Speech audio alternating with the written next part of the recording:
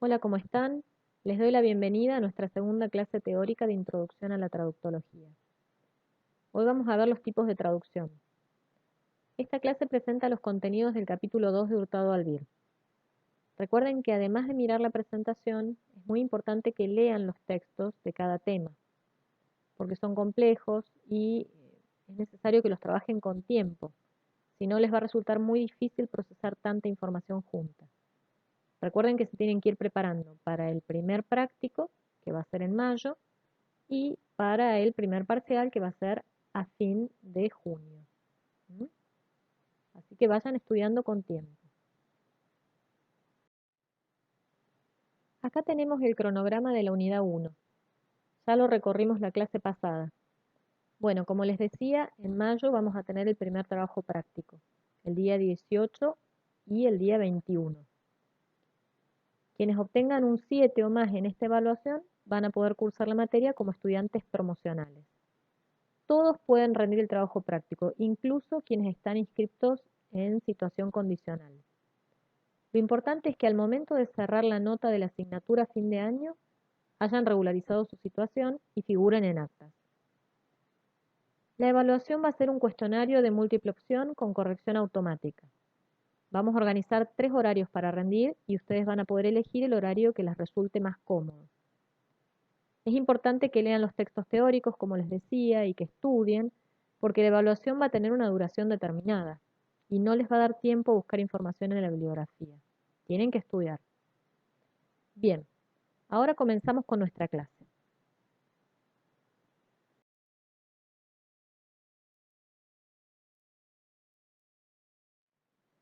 Al momento de clasificar la traducción, podemos referirnos a la clasificación tradicional, que fue la primera que se hizo cuando se comenzó a reflexionar sobre esta práctica. Podemos mencionar la clasificación temática, que tiene que ver con el contenido del texto. Si el texto tiene un contenido religioso, vamos a hablar de traducción religiosa. Y si el texto tiene otro tipo de contenidos, vamos a hablar de traducción profana. Dentro de la clasificación tradicional también encontramos clasificaciones metodológicas, que tienen que ver con la manera de traducir el texto. Y en este caso, la primera metodología que vamos a mencionar es la oposición o la dicotomía entre la traducción literal y la traducción libre. La traducción literal es la que se enfoca en la forma, ¿sí? Es lo que diríamos la traducción palabra por palabra, apegada al original, tratando de replicar la forma del original. Mientras que la traducción libre es una traducción que se aleja del original, que centra su foco en el receptor, y es una traducción en la que se hacen cambios para ajustarse a una finalidad comunicativa determinada. Otra de las clasificaciones metodológicas que podemos mencionar es la de la justa vía media, que es la que propone George Steiner, que es una posición intermedia, ni literal ni libre. Y finalmente está la propuesta de San Jerónimo, que es la traducción del sentido. San Jerónimo sostenía que lo que había que traducir eran ideas, no necesariamente formas lingüísticas, sino ideas, sentidos. Entonces, estas serían las 3 categorías fundamentales cuando clasificamos a la traducción desde el punto de vista metodológico, ¿sí? En la clasificación tradicional.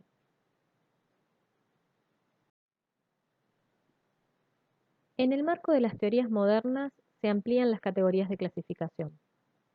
De este modo, vamos a tener una variedad de clasificaciones que se centran en diferentes aspectos de la traducción. Podemos referirnos al cambio de código, por ejemplo, que esto ya lo vimos en la primera clase cuando presentamos la clasificación de Roman-Jakobson. Cuando el cambio se produce de un sistema de signos a otro sistema de signos, vamos a hablar de traducción intersemiótica. Cuando los cambios se dan dentro de la misma lengua, nos vamos a referir a la traducción intralingüística. Y cuando los cambios son de una lengua a otra lengua, vamos a hacer referencia a la traducción interlingüística. También podemos clasificar a la traducción en función de su grado de traducibilidad. Y este es un concepto bastante discutido en traducción. Hay autores que sostienen que existe determinado grado de traducibilidad de cada texto, que hay textos que a lo mejor no pueden ser traducidos o que se producen pérdidas. Son distintas posturas con respecto a la traducción. En el marco de esas teorías se puede hablar de una traducción relativa, una traducción parcial, una traducción óptima. También se puede pensar en una clasificación por diferencias metodológicas. Y esto es lo que vimos hace un momento. Clasificar la traducción en función de la manera en la que se traduce. Entonces podemos decir que se traduce de una manera literal, de una manera libre, atendiendo al sentido. Otra manera de clasificar a la traducción es por áreas convencionales. Y entonces podemos hablar de traducción general, literaria, especializada, traducción médica, traducción jurídica, que esto está muy relacionado con las clasificaciones según la tipología textual. Si traducimos textos técnicos, científicos, publicitarios, em, textos académicos, también vamos a poder clasificar a la traducción en función de eso. Y otra posibilidad es clasificar la traducción en función del medio y el modo en el que se realiza. El medio puede ser el medio sonoro, el medio gráfico o la imagen. Y el modo va a depender si es una traducción escrita, una traducción oral, iconográfica, audiovisual, una serie de clasificaciones que ya vamos a ver en un momento. En función de las variedades de traducción y de las diferentes clasificaciones posibles que mencionamos, vamos a identificar 4 grandes categorías de clasificación. Podemos clasificar a la traducción según el ámbito socioprofesional del original, el modo del original y la traducción, la naturaleza del proceso traductor y el método empleado para traducir. En este sentido, podemos hablar de tipos de traducción cuando nos referimos al ámbito socioprofesional. Entonces vamos a hablar de traducción técnica, jurídica, literaria, comercial, médica. En cuanto al modo del original y la traducción, podemos referirnos a las modalidades de traducción. Puede ser traducción escrita, traducción a la vista, interpretación, subtitulado. Las clases de traducción tienen que ver con la naturaleza del proceso traductor. Una traducción natural, por ejemplo, es la traducción que realiza cualquier persona bilingüe cuando necesita comunicarse o ayudar a otros a comunicarse. La traducción profesional es la que van a hacer ustedes el día que se reciban, cuando trabajen. La traducción pedagógica es la que se realiza en el marco de la enseñanza de la lengua extranjera. La traducción directa es la que realizamos de la lengua extranjera a la lengua madre, en contraposición con la inversa, que es la traducción que hacemos de la lengua madre a la lengua extranjera. Y por último, el método empleado para traducir, que ya lo vimos, que podrá ser literal, libre, comunicativo, en fin. Entonces, es importante que recuerden estas 4 categorías: tipos de traducción, modalidades de traducción, clases de traducción y métodos de traducción. ¿Sí? Esas son las 4 categorías con las que nos vamos a manejar para analizar los distintos casos. Es importante que se acuerden el nombre de cada categoría y qué representa cada categoría para que puedan responder bien en el momento que se les haga una pregunta, por ejemplo, en el contexto de un examen. ¿Sí? A veces no es que uno no entiende el concepto, sino que se olvida cómo se llamaba. Entonces es importante recordar las categorías para poder responder de manera completa cuando nos hacen una pregunta. En cuanto a los tipos de traducción, nos vamos a referir a ámbitos marcados por el campo, y en ese caso se trabajará con textos o traducciones de géneros especializados, géneros y textos del ámbito científico, técnico, jurídico, económico. Y si no, si se trata de un ámbito no marcado por el campo, los textos y traducciones con los que se va a trabajar son de textos no especializados, textos literarios, publicitarios, periodísticos, televisivos, entre otros. Cuando clasificamos la traducción en función de su modalidad, nos vamos a referir a los distintos tipos de medios en los que se produce la traducción. El medio puede ser el sonido, por ejemplo, otro medio puede ser la grafía o la letra, y otro medio puede ser la imagen. También se pueden combinar estos medios y tener una modalidad compuesta. En el medio escrito, por ejemplo, podemos tener la traducción de un texto escrito a otro texto escrito, de un libro en lengua extranjera a un libro en español, por ejemplo, una noticia, una carta. El medio oral es el que se manejan en las interpretaciones, la interpretación simultánea, la consecutiva, la de enlace. La simultánea es cuando el hablante extranjero está hablando y el traductor o el intérprete habla por encima con unos segundos de retraso. ¿Sí? Esto es lo que se ve, por ejemplo, en las entregas de los Oscars, en las reuniones internacionales, en las Naciones Unidas, por ejemplo. ¿Sí? Esto es un intérprete que trabaja con equipos, que trabaja en cabina, ¿sí? Y requiere un entrenamiento particular. La traducción consecutiva es la que se produce con toma de notas. El hablante extranjero habla unos minutos, el intérprete toma nota, y cuando el hablante extranjero se detiene al cabo de unos minutos, el intérprete traduce, digamos, o interpreta. Y después nuevamente vuelve a hablar el hablante extranjero y así se va haciendo un intercambio en el que primero habla uno y después habla el otro, ¿sí? Con pausas. No se da de manera superpuesta. La traducción o la interpretación de enlace es cuando el intérprete traduce de manera bidireccional.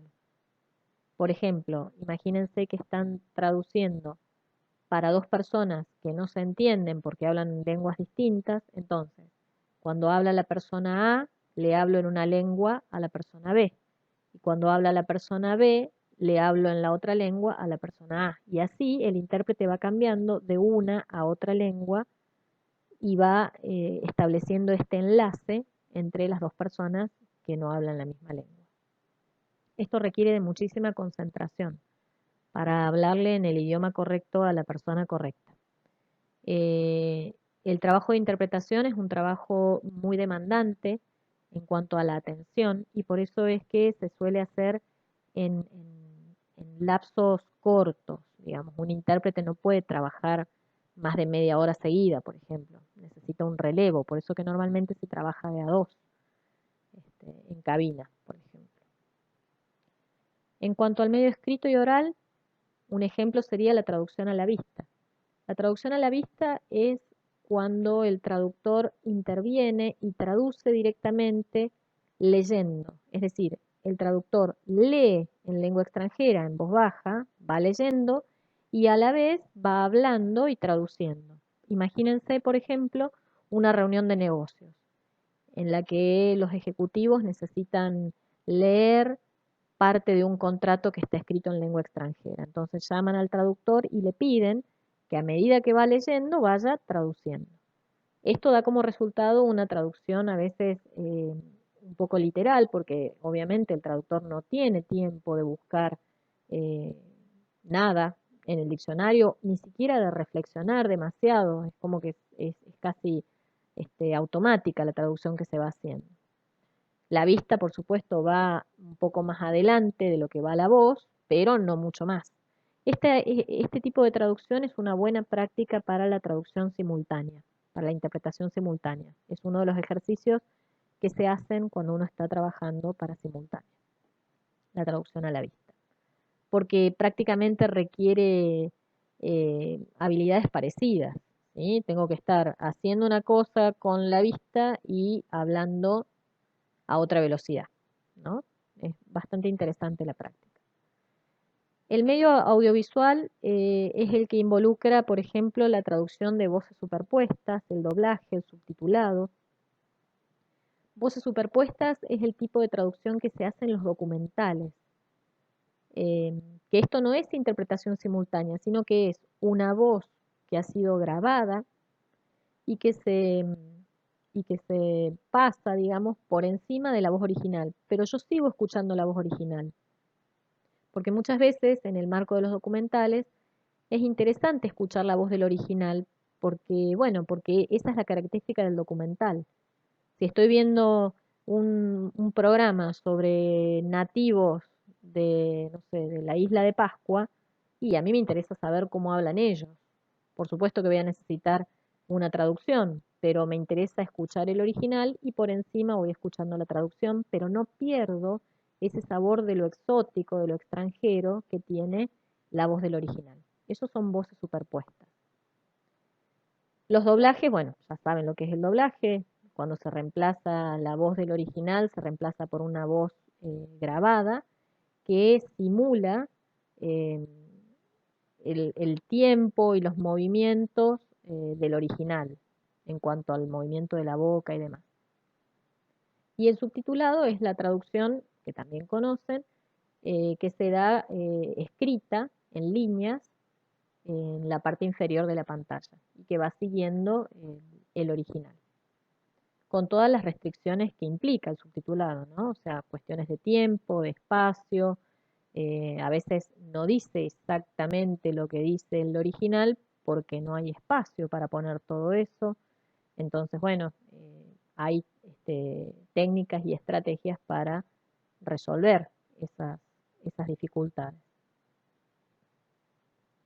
El medio musical, podemos mencionar la traducción de canciones y la supratitulación musical. La traducción de canciones es, bueno, cuando se traduce la letra y se canta en otra lengua. A veces cuando las canciones son muy exitosas, se traducen a otras lenguas. Eh, Ahora cada vez menos, la verdad.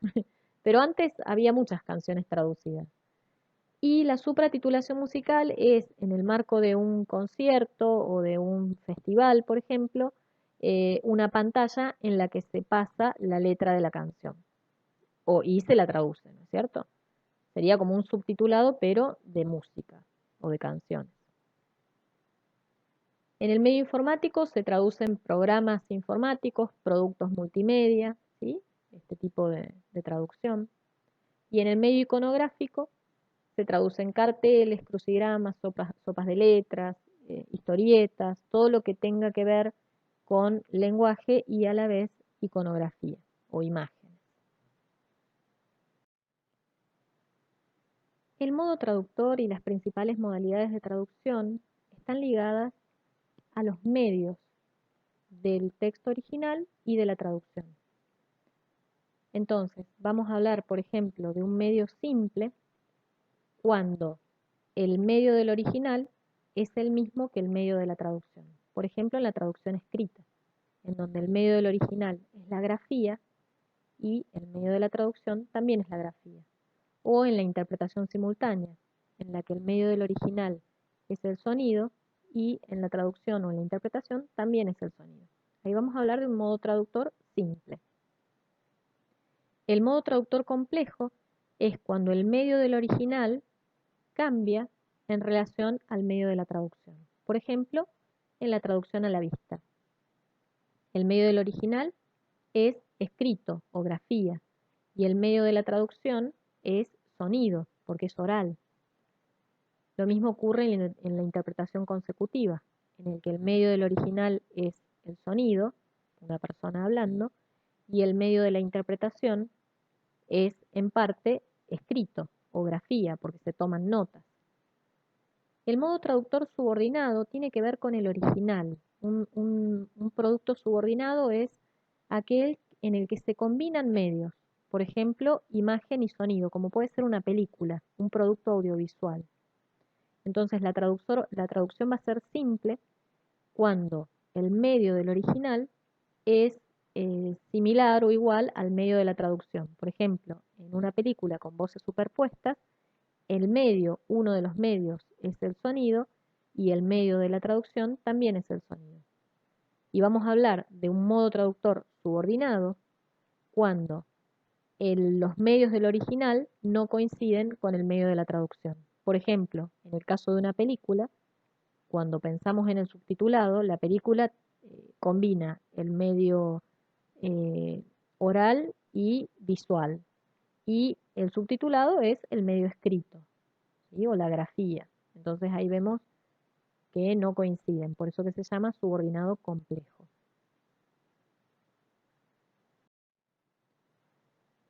La clasificación por clases de traducción tiene que ver con la función y el proceso de la traducción y con la dirección de la traducción.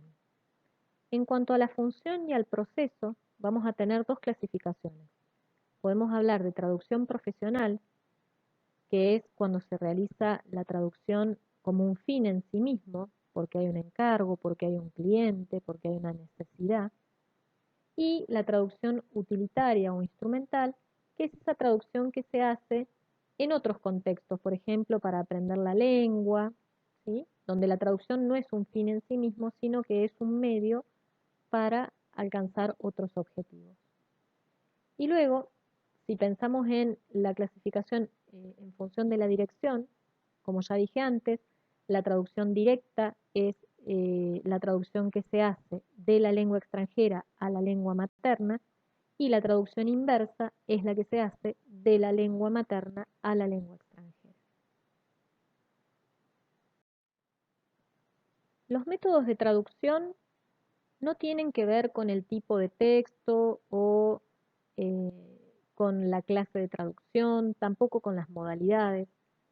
Los métodos de traducción se detectan considerando el proceso traductor adoptado. Existen diferentes métodos para finalidades traductoras diferentes. Y de este modo vamos a tener 4 métodos. El interpretativo comunicativo, en el que se produce una traducción del sentido, es decir, de las ideas, y no necesariamente de la forma lingüística. El método literal, en el que hay una transcodificación lingüística. Aquí sí, el foco está puesto en la forma. Entonces, lo que se intenta es trasladar todo cuanto se pueda la forma de una lengua a la otra. El método libre, en el que se producen modificaciones semióticas o comunicativas en función de hacerlo más accesible para un nuevo contexto, para un nuevo receptor. Y el método filológico, que es el que se utiliza en las traducciones eruditas y críticas. Las traducciones eruditas son las traducciones para los especialistas, ¿sí? Para, por ejemplo, en el caso de la traducción literaria, para quienes estudian literaturas comparadas, por ejemplo, y entonces compran ediciones anotadas que vienen con un prólogo, con glosario, con notas al pie. Son traducciones que tienen un gran nivel de detalle y mucho paratexto que nos permite acercarnos al original eh, a través de todos esos textos adicionales que se le agregan a la traducción. Muy bien, hasta aquí hemos llegado con la clase de hoy.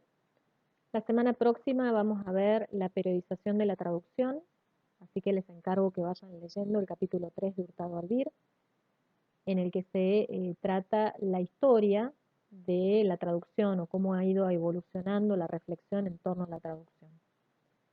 Eh, Les encargo que vean la clase práctica de tipos de traducción que se encuentra en la sección práctica y que realicen las actividades propuestas.